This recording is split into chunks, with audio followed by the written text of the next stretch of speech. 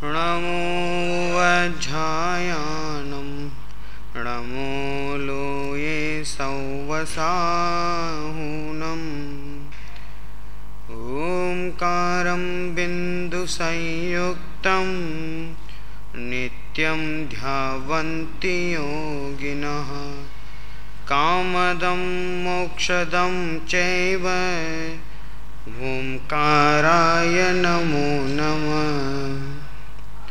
मंगलं भगवान् वीरो मंगलं गौतमो गणी मंगलं कुन्दकुन्दार्यो जैनधर्मोऽस्तु मंगलम् सर्वमंगलमांगल्यं सर्वकल्याणकारकं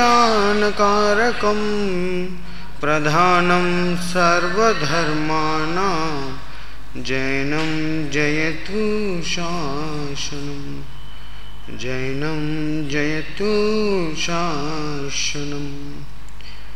यस्य स्वयं स्वभावाप्तिरभावे कृत्स्नकर्मणः तस्मै संज्ञानरूपाय नमोस्तु परमात्मने।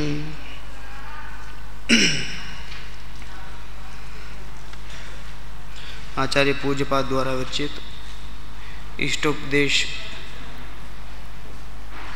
महान ग्रंथ की चर्चा चल रही है। 29वें श्लोक में ये मृत्यु मरण मुझे नहीं है, इसलिए उसके निमित्तों से मुझे डर किस बात का, और ये व्याधि रोग आदि जो होते हैं वो भी मुझ में नहीं होते हैं, फिर पीड़ा किस बात की। और जो बाल वृद्धादि अवस्थाएं संबंधी दुख हैं वे भी मुझ में नहीं होते, मैं तो उनसे भिन्न हूँ, इसलिए उनका दुख उनकी पीड़ा और उनसे डर मुझे क्यों हो। वो तो अचेतन पदार्थ हैं, वे अचेतन पदार्थों का धर्म ही ऐसा है इस रूप परिणमित होना। इसलिए मुझे इन पर्यायों से कुछ लेना देना नहीं है। मैं तो स्वयं जीव मात्र हूँ, जानने देखने रूप मेरा कार्य है, इसलिए शरीर आदि से संबंधित जो भी पीड़ा हैं उनसे मुझे कुछ लेना देना नहीं। अभी सीडी प्रवचन में सुन रहे थे ना, एक द्रव्य की पर्याय किसी दूसरे द्रव्य के आश्रय से कुछ कार्य करता नहीं है। ये जो कार्य होते दिख रहे हैं ये तत्समय की योग्यता से होते हैं।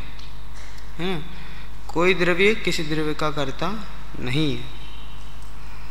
ऐसा निश्चित हो जाने पर पुनः भावक, पेज नंबर 76 नीचे से, पुनः भावक जो भावना कर रहा है, एको हम इत्यादि भावना कर रहा है, भावना करने वाला ही स्वयं आशंका करता है, तब प्राप्त करके छोड़ दी हुई वे शरीरादि वस्तुएं पश्चातापकारी बनेंगी। अर्थात यदि उक्त नीति अनुसार, उक्त नीति कौन सी नीति? पिछले श्लोक में क्या कहा था? पिछले श्लोक में क्या कहा था? शरीर आदि के माध्यम से जो पीड़ा आदि उत्पन्न होते हैं, शरीर की मृत्यु होती है, बाल वृद्ध यौवन अवस्था आदि होते हैं, ये सब शरीर आदि में होते हैं, पुद्गल द्रव्य में होते हैं। इसलिए मुझे इनसे कुछ लेना देना नहीं है, मैं तो जीव मात्र हूँ।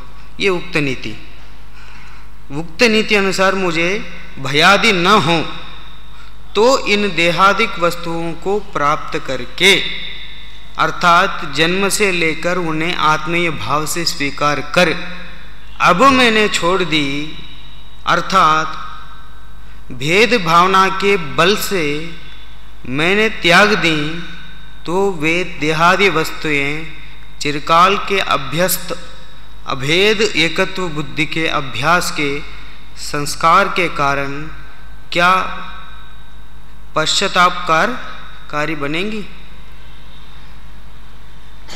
क्या कहना चाहते हैं? आप कह रहे हो देहादि तुम्हारा नहीं है, इसलिए उन्हें अपनापन मत कर।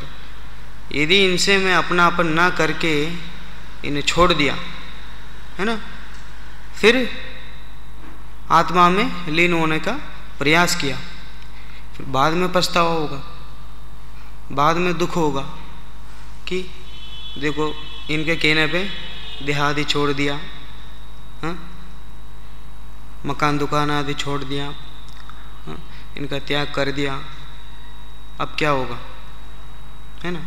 फिर सोचेंगे अब इनका भोग कौन करेगा, है ना। कितना अच्छा होता टीवी सामने होती, कितना अच्छा होता अपने लिए भी एक और कार, अपनी भी कोई गाड़ी होती, है ना। कितना अच्छा होता, कितने कितने अच्छे अच्छे कपड़े होते, शरीर को सजाने के लिए क्रीम पाउडर होते। ये सब इन सब में आत्मपन नहीं है, इसलिए इन्हें त्याग दिया। त्यागने के बाद यदि पछतावा हो, है ना, तब क्या करें? आपने कह दिया और मैंने त्याग दिया, और जन्म से मेरा शरीर है ना, जन्म से जब से वो संभाले हैं तब तक क्या है, ये शरीर को ही अपना मानते आ रहे हैं, है ना। और अनादि का संयोग है, जिस पर्याय को धारण करते हैं वहाँ जाके वो शरीर को ही शरीर में अपनापन करते हैं, है ना। अब अचानक कह रहे हो आप शरीर आदि को छोड़ दो, अब शरीर को छोड़ने के बाद पछतावा होगा, तब क्या करेंगे? क्योंकि अनादि से जो देहादि प्राप्त पर्याय में तन्मयता, टोडरमल जी ने कहा ना, वो प्राप्त पर्याय में ही तन्मय हो जाने के जो अभ्यस्त दिमाग है, अभ्यस्त अभेद ज्ञान है, एकत्व बुद्धि है, जहाँ जाओ उसी रूप हो जाओ, ऐसा जो ज्ञान था, ऐसे जो श्रद्धांत था, उसका क्या होगा? अब फिर बाद में ऐसा पछतावा हो, शरीर आदि होते तो अच्छा होता, देखो उनका भोग नहीं कर पाया मैं, है ना। फिर एक तो उनको छोड़ दिया, फिर बाद में सोचता स्त्री का भोग कर लेता, घर का भोग कर लेता, और अपनी संपत्ति का भोग कर लेता, बिना भोग किए आप छोड़ने के लिए क्यों कह रहे हैं? ऐसा पछतावा होगा बाद में, तब क्या करेंगे, है ना।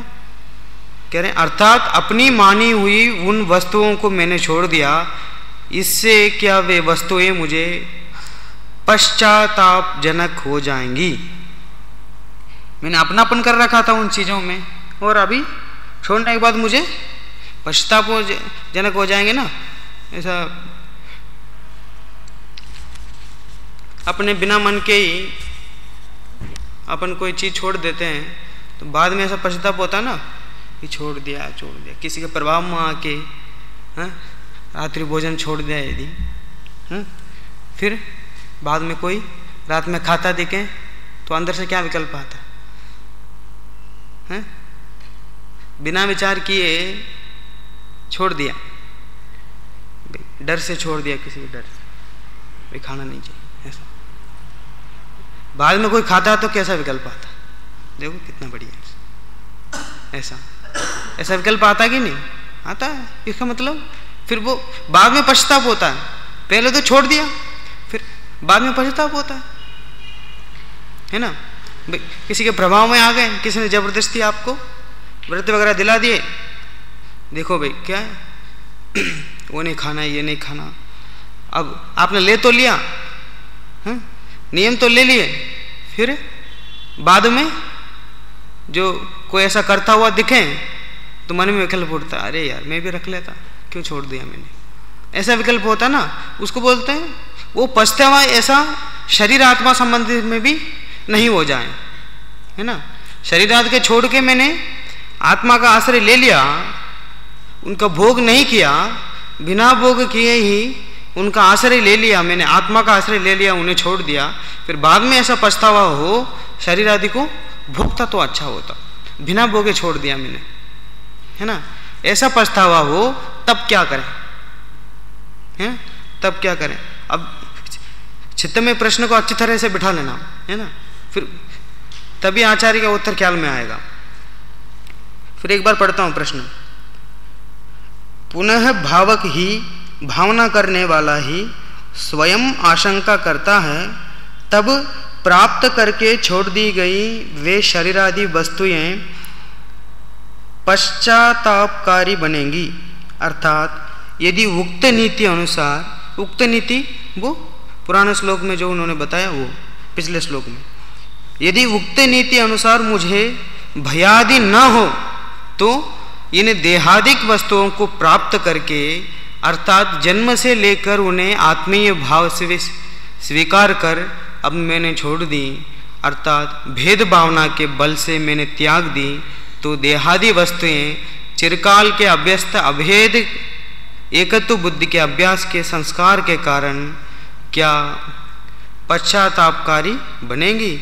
अर्थात अपनी मानी हुई उन वस्तुओं को मैंने छोड़ दिया, इससे क्या वे वस्तुएं मुझे पश्चातापजनक हो जाएंगी।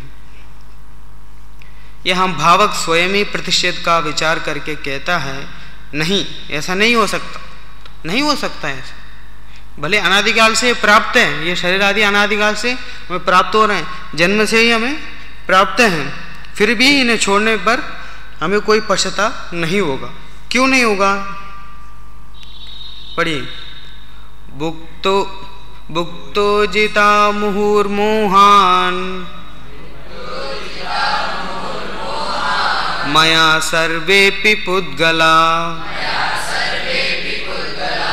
उच्चिष्टेष्वद्य उच्चिष्टेष्विवत्तेष्वद्य मम विज्ञस्य का स्पृहा। पढ़िए एक बार पूरा। तो जिता मुहुर्मोहान मया सर्वेपि पुद्गला उच्चिष्टेष्विवत्तेष्वद्य मम विज्ञस्य का स्पृहा। पद्यानुवाद पढ़िए।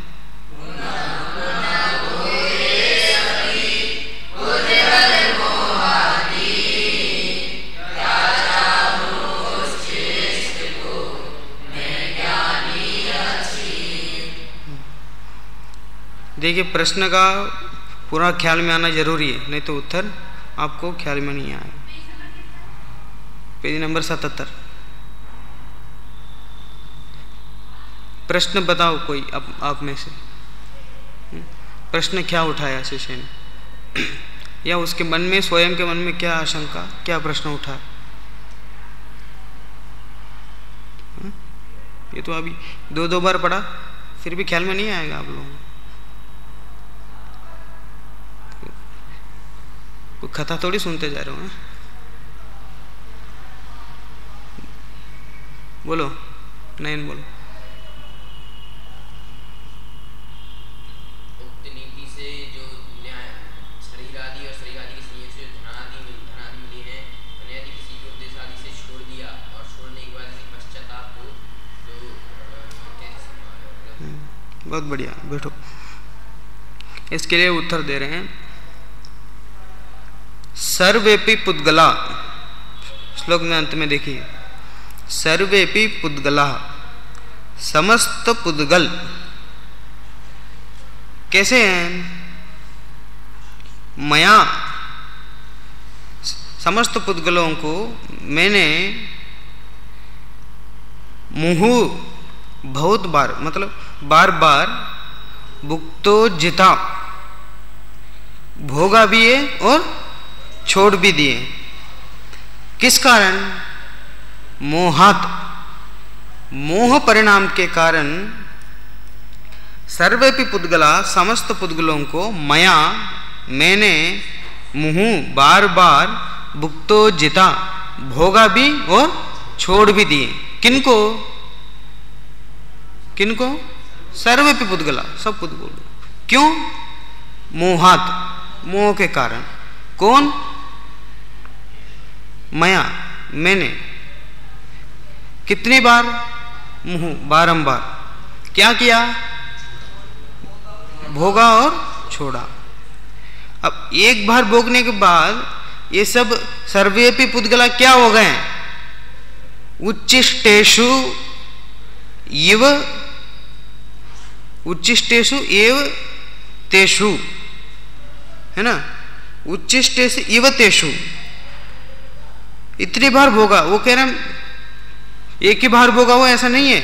मुहु, मुहु है, बारंबार भोगा और छोड़ भी दिया, इसलिए वो कैसा हो गए?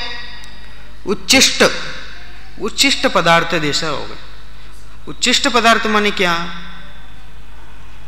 एक बार जिनका भोग कर चुके हैं, जूठन, जूठन कहते हैं ना। कोई जूठन का सेवन करता है? किसी ने छोड़ दिया हो जूठा करके, उसका कोई सेवन करता है? नहीं। और यहाँ तो नीचे उसमें देखो अन्वय अर्थ में, अन्वय अर्थ में उच्चिष्ट लिख के ब्रैकेट में क्या लिखा है? वमन। वमन माने क्या? उल्टी, वॉमिट करते हैं उसको बोलते हैं वमन। तो उसको कोई सेवन करता, उसका कोई सेवन करता? उसका कोई सेवन नहीं करता। इसलिए कहा सर्वेपि पुद्गला मुहुः मोहात मया मुक्तो जिता।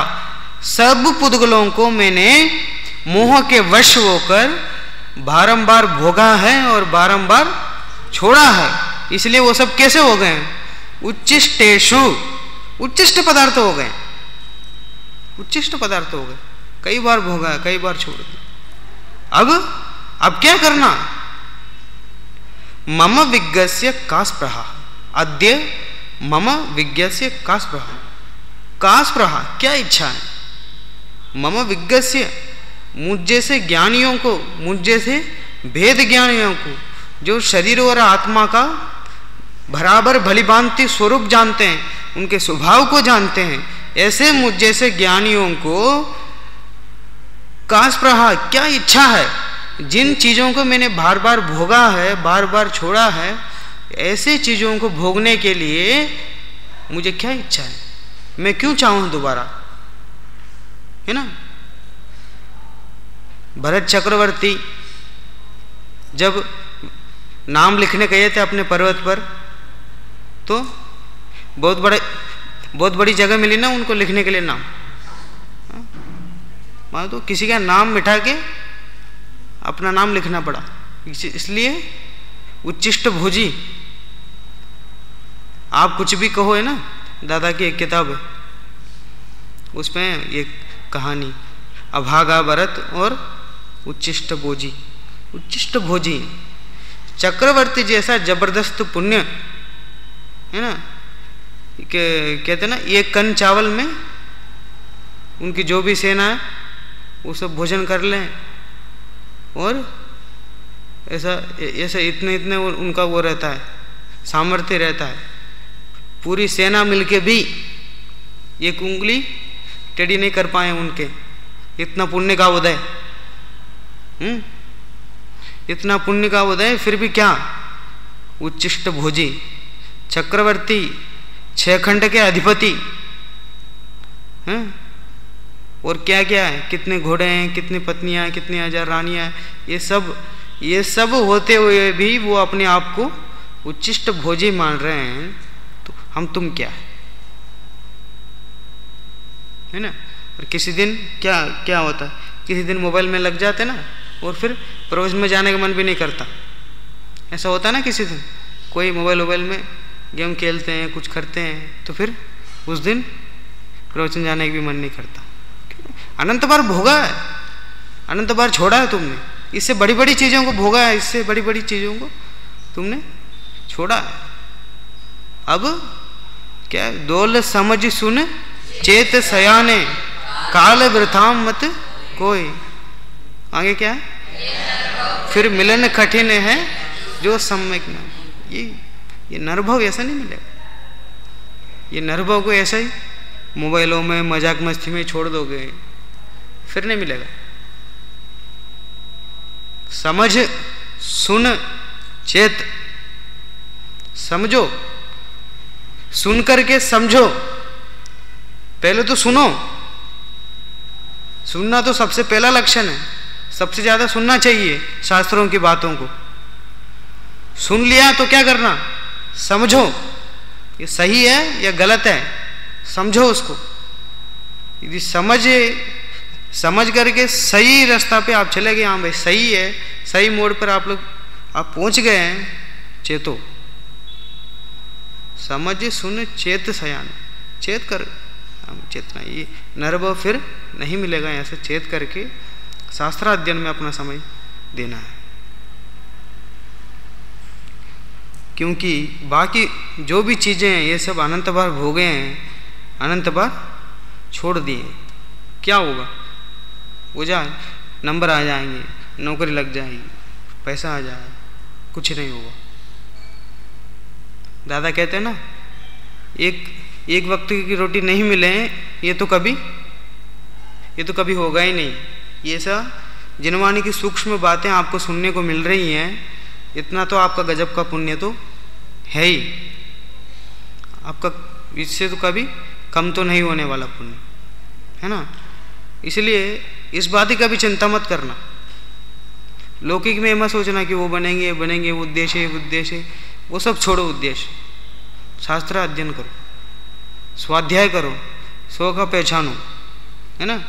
ये मनुष्य भाव किसी नौकरी पाने के लिए, किसी उस चीज़ के लिए, किसी उस चीज़ के लिए नहीं, सब हो गया। अनंत बार भोग चुके हो, अनंत बार छोड़ चुके हो, कुछ नहीं है। ये वो कहते ना, ऐसी कोई जगह नहीं है जहाँ तुमने जन्म मरण नहीं किया हो पूरे तीनों लोक में। वो तो सिद्ध शिला माने वो सिद्ध नहीं बने, बस सारांत सिद्ध नहीं बने, बाकी सब पर्याय तुम धारण कर चुके हो। मिथ्या दृष्टि बन के उसके जो भी पर्याय वो सब धारण कर चुके हैं, अनंत पुद्गल परावर्तन सह चुके हैं। अब और सही नहीं है। अभी एक बार जो मौका मिला है उसका पूरा फायदा उठाना ही है। इसलिए कहा मैंने भोगे और छोड़ दिए। कितनी बार? बारंबार भोगे, बारंबार छोड़ दिए। इसलिए इन चीज़ों में अभी कोई रस आपको नहीं आना चाहिए। और इन चीज़ों के छोड़े जाने पर, इनका त्याग किए जाने पर कभी अंदर से पश्चाताप नहीं होना चाहिए, मैंने छोड़ दिया। और देखो प्रवचन में गया, कक्षा में गया, मैच छूट गया,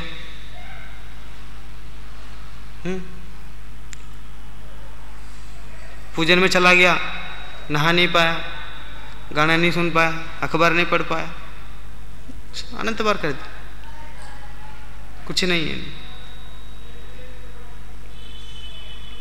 उच्चिष्ट पदार्थ है, वमन जैसे पदार्थ है, बार बार इन्हें ग्रहण नहीं करना है ना। चलिए, अद्य मम विज्ञस्य कास प्रभाव। वास्तव में यदि आप ज्ञानी हैं, वास्तव में ये बातें आपको समझ में आती हैं, वास्तव में आप इतने समझने लायक हो गए हैं कि ये पदार्थ मेरे, देहादि पदार्थ मेरे नहीं हैं, इतना तो आपको ख्याल में आता है, तो फिर किसी को आपको धोखा नहीं देना चाहिए। आप स्वयं को ही समझदार बन के ये भवों का अभाव करना है। आप विज्ञ हैं, आप ज्ञानी हैं, आप भेद ज्ञानी हैं, आपको भली भांति आप जीव और पुद्गलों का स्वरूप जानते हैं। आपको अभी संसार सागर में नहीं गिरना है, आत्म तत्व का ग्रहण करना है। पुनः पुनः भोगे सभी पुद्गल मोहाधीन, मोह के अधीन होकर पुद्गल सभी पुद्गलों को भोगे। कैसे? पुनः पुनः भोगे। क्या चाहूं उच्चिष्ट को, मैं ज्ञानी अक्षीण, ये उच्चिष्ट को क्या चाहूं, है ना। कहा ना, मोह के कारण सभी पदार्थों का मैंने भोग किया है और छोड़ा भी है, मोह परिणाम के कारण। मोह माने मिथ्यात्व, मिथ्यात्व के कारण परिद्रव्यों पे अपनापन करके वो जहाँ जहाँ नवीन नवीन पर्यायों को धारण करते वहाँ वहाँ अलग अलग संस्कार ले लेके सभी पर्यायों को धारण कर चुके हैं। तास क्या है, मोह महामद पियो अनादि भूल आपको भ्रमतवादी। तास भ्रमण की कथा, ये मोह महामद पी के अनादि से जो भ्रमण कर रहा हूँ, भ्रमण कैसा है, बहु कथा है, बहुत बड़ी कथा है उसकी, उस भ्रमण की बहुत बड़ी कथा है। अनंत पुद्गल परावर्तन सहे, है ना, अनंत पुद्गल परावर्तन किया हूं, इसलिए कहा बहुत कथा।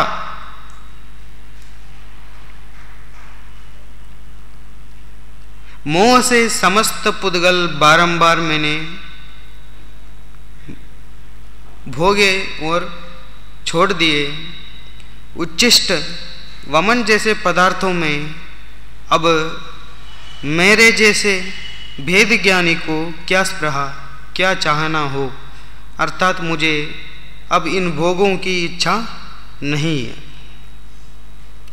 टीका देखिए, मोह से अर्थात अविद्या के आवेशवश, अविद्या कहा मोह को, मोह को अविद्या, वो कोई विद्या नहीं है, विद्या से रहित जो कार्य होता है वो मोह परिणाम का ही होता है। मोह से अर्थात अविद्या के आवेशवश, मोह के आवेश में आके, मोह परिणाम के आवेश में आकर के अनादिकाल से मुझे संसारी जीव ने सर्व पुद्गलों को कर्मादि भाव से ग्रहण करके बारंबार पहले भोगा, फिर उनको नीरस करके छोड़ दिया। मुझे संसारी जीव ने, प्रत्येक संसारी जीव ने सर्व पुद्गलों को कर्मादि भाव से ग्रहण करके बारंबार पहले भोगा, फिर उनको नीरस करके छोड़ दिया। यदि ऐसा है तो स्वयं भोग करके छोड़ दी हुई उच्चिष्ट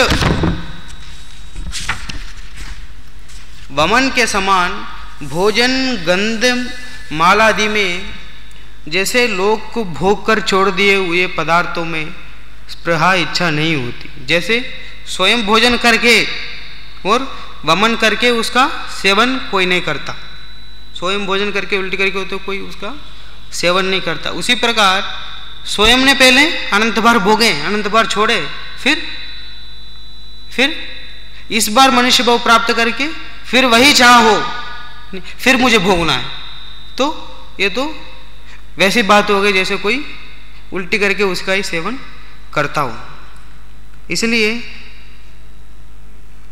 लोक में ऐसा कोई करना नहीं चाहता, इसलिए हमें भी, विज्ञानी को भी इसी प्रकार अब तत्व ज्ञान से परिणत विज्ञ ज्ञानी ऐसे मुझे उस उच्चिष्ट जैसे पुद्गलों में क्या स्पृहा होगी, कदापि नहीं होगी। बस तू मोक्षार्थी है तो तुझे निर्ममत्ति की भावना विशेष करनी चाहिए। इस प्रकार स्वयं को संबोधन करता है, स्वयं को इस प्रकार संबोधन करता है। ये अनंत पुद्गल जो हैं उनका मैंने अनंत बार सेवन किया है, इसलिए उन्हें अनंत बार भोगा है, इसलिए इस बार इनको त्याग करने में मुझे कोई हिचक नहीं होना चाहिए। मुझे तो आत्मा का आज तक जैसे सेवन नहीं किया ऐसा आत्मा का सेवन करना चाहिए। पुद्गलों में मुझे कोई स्पृहा नहीं होनी चाहिए, उन्हें भोगने की इच्छा मुझे नहीं होनी चाहिए। और यदि कदाचित आत्मज्ञान के बल पर, भेद ज्ञान के बल पर इन्हें त्याग दूं तो बाद में मुझे पश्चाताप भी नहीं होना चाहिए। भावार्थ देखिए, ज्ञानी विचारता है कि जैसे कोई भोजनादि पदार्थों को स्वयं भोग कर छोड़ देता है, छोड़ दिए हुए उच्चिष्ट पदार्थों को फिर से भोगना नहीं चाहता। इसी तरह अविद्या के संस्कार वश अनादिकाल से अनेक बार भोग कर छोड़ दिए हुए पदार्थों को अनेक बार छोड़ दिए हुए, अनेक बार भोगा और छोड़ दिए। झूठे जग के सपने सारे झूठी मन की सब आशाएं, तन जीवन यौवन अस्थिर हैं मुरझाएं। आगे क्या है? संसार सकेगा क्या अशरण, ऐसे कहा। झूठे हैं जग के जो भी सपने हम देखते हैं वो सब कैसे झूठे हैं। झूठी मन की सब आशाएं, मन की जो आशाएं होती हैं पर कर्तृत्व रूप, वो सब झूठी हैं, है ना। तन जीवन यौवन अस्थिर है, स्थिर नहीं है, सदा रहने वाले नहीं है। एक चैतन्य रूप ही है सदा नित्य, एक जानन जानन जानन देखने रूप जो आत्मा का स्वभाव है वही एक रूप है। उसके अलावा जो भी है वो सब अस्थिर है ना। और भोजन आदि तो अनेक बार जिनका सेवन किया, अनेक बार अभी प्रत्यक्ष देखने में आता ना। अभी जब से हमारा जन्म हुआ है तब से भी तो कितनी बार भोग दिए भोजन आदि को। मैं समझ रहा था अब तक प्रभु, भोजन से जीवन चलता है, भोजन बिन नरकों में जीवन भरपेट मनुष्य क्यों मरता है। मैं समझ रहा था प्रभु, मैं अब तक ऐसा समझ रहा था कि भोजन से जीवन चलता है, भोजन करने से जीवन चलता है, भोजन नहीं है तो जीवन भी नहीं है, ऐसा समझ रहा था।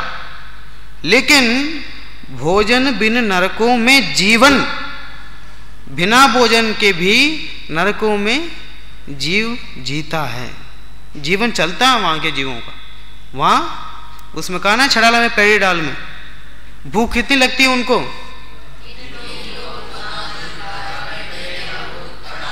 हाँ, 3 लोगों को अनाज खा जाए तो भी भूख न मिटे, इतनी भूख लग रही है। और मिलता क्या है? कन भी ना लगे। और प्यास,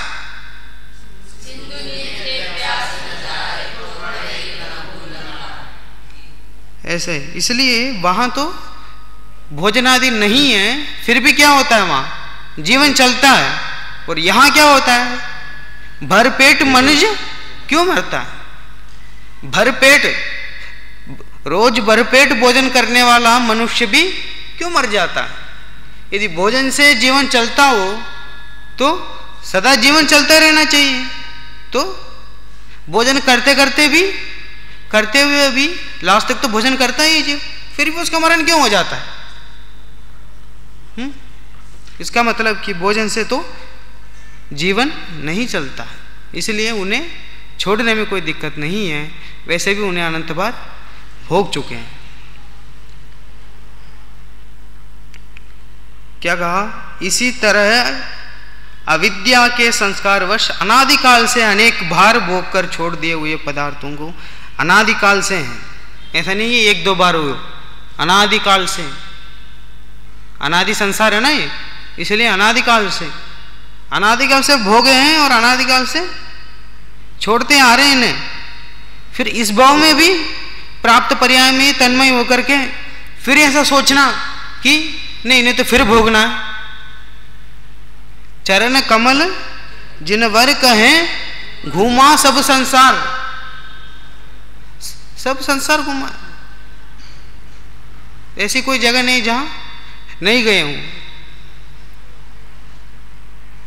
पर क्षण भंगुर जगत में निज आत्म तत्व ही सार, सब जगह घूम लिया, कोई जगह सार नहीं, कोई जगह नहीं, कोई संयोग साथ नहीं देते, है ना।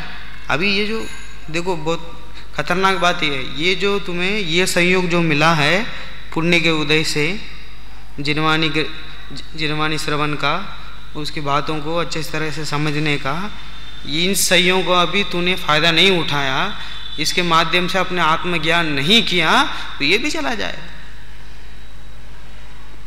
संसारी तो है आखिर, ये भी चला जाएगा। ये संयोग भी थोड़ी रहने वाला लगातार। पुण्य खत्म, बस खत्म संयोग, है ना।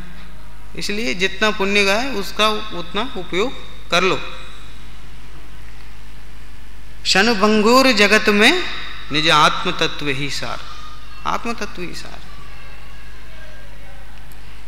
अनेक बार भोग कर छोड़ दिए हुए पदार्थों को अब ज्ञानी होने से, ज्ञानी हो गया, इस बात का मुझे ज्ञान हो गया, इस बात का मुझे भान हो गया कि शरीर आदि जो भी संयोग हैं वो मेरे नहीं हैं। उन्हें ऐसे शरीर आदि संयोग जो भी मिले हैं, अनंत वस्तुएं, उनको अनंत बार भोग चुका हूं और अनंत बार छोड़ चुका हूं। मैं भोगना नहीं चाहता अब, अर्थात अब मुझे उन भोगों के प्रति स्पृहा नहीं होती। अब मुझे आत्मज्ञान हो गया, निज आत्मा का भान हो गया, अब मुझे कोई इच्छा नहीं। अब उन पदार्थों को भोगने के प्रति मुझे कोई स्पृहा नहीं है। अब क्या है, अब अमर भय न मरेंगे, अमर तत्व का ज्ञान हो गया, अब कोई मरण का डर हमें नहीं है। यहां आचार्य ने मैंने सर्व पुद्गलों को बारंबार भोगा और छोड़ दिया ऐसा जो कहा है वह व्यवहार नय का कथन है। अब और सूक्ष्म में जा रहे हैं। मैंने सर्व पुद्गलों को बारंबार भोगा और छोड़ दिया ऐसा जो कहा है वह व्यवहार नय का कथन है। व्यवहार नय का कथन क्यों है? जो दो द्रव्यों में संबंध का कथन करें तो वो क्या है? व्यवहार नय।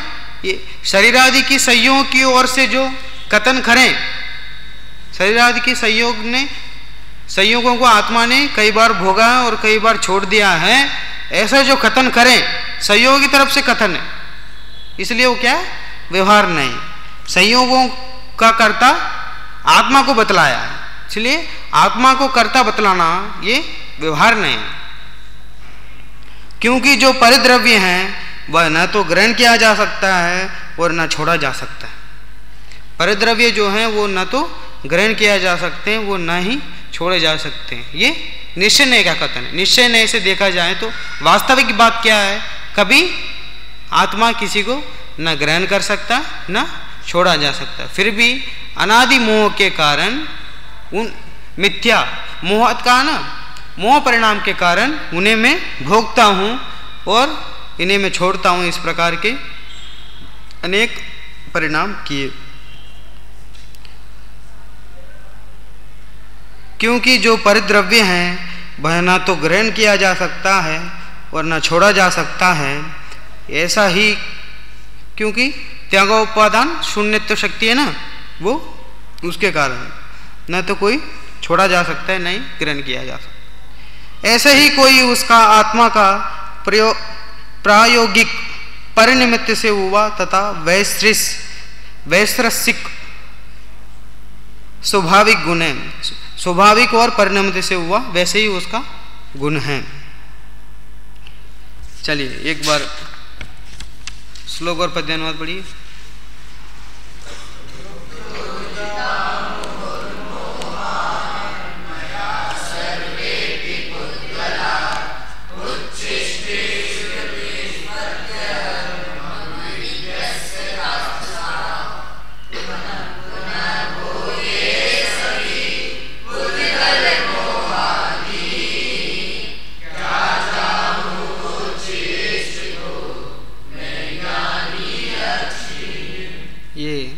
सब पुद्गल आदि पदार्थों को मैंने मोह परिणामवश अनादि काल से बारंबार भोगा है और बारंबार इन्हें छोड़ा है। इसलिए अब आत्मा को जानने की कीमत पर मैं उन्हें आत्मरूप होने के लिए, इन्हें छोड़ने के लिए मुझे कोई पश्चाताप नहीं होना चाहिए। मुझे आत्म तत्व का ही सेवन करने चाहिए। ऐसी भावना इसमें इन्होंने किया है। और हम भी इसी तरह परिद्रव्यों को भोगने की भाव छोड़ करके आत्म तत्व को प्राप्त करने का प्रयास करें और मोक्ष गति की प्राप्त करें। इसे मंगल।